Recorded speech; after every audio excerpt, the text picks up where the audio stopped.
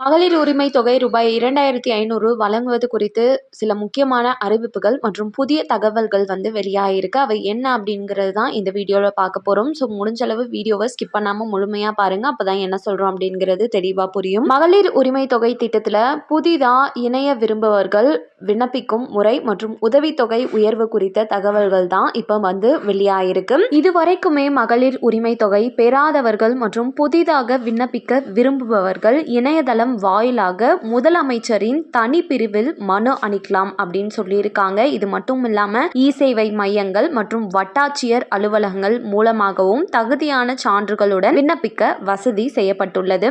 ஆதார் அட்டை, குடும்ப அட்டை, ஆதார் இணைக்கப்பட்ட வங்கி கணக்கு புத்தகத்தின் விவரங்கள் மற்றும் வருமான சான்றிதழ் ஆகியவற்றை இணைத்து சமர்ப்பிக்க வேண்டும் சொல்லியிருக்காங்க. இதெல்லாம் தேவையான ஆவணங்களா நீங்க எடுத்துட்டு போயிட்டு சமர்ப்பிக்கணும். இப்போது வழங்கப்பட்டு வரும் 1000 உரிமை தொகையை 2500 உயர்த்த வேண்டும் என்ற எதிர்பார்ப்பு இல்லத்தரசிகள் மத்தியில் இருந்தது. இந்த மகளிர் உரிமை தொகை 2500 உயர்வு குறித்து பேசிய நிர்மல்குமார் அவர்கள், தேர்தல் வாக்குறுதியில அனைத்தும் ஒரே நேரத்தில் நிறைவேற்றப்படுவதற்கான வாய்ப்புகள் இப்ப இல்லை அப்படின்னும் அவை படிப்படியாக செயல்படுத்தப்படும் என்றும் கூறியுள்ளார். இதன் மூலமா நெக்ஸ்ட் எப்போ பட்ஜெட் தாக்கல் செய்யப்படுதோ அப்பதான் எப்போ உயர்த்துவாங்க அப்படின்றது நமக்கு தெரிய வரும். இப்போதைக்கு அனைத்து மகளிருமே இந்த மகளிர் உரிமை தொகை 1000 வாங்குவதற்கு விண்ணப்பிக்கலாம் சொல்லியிருக்காங்க.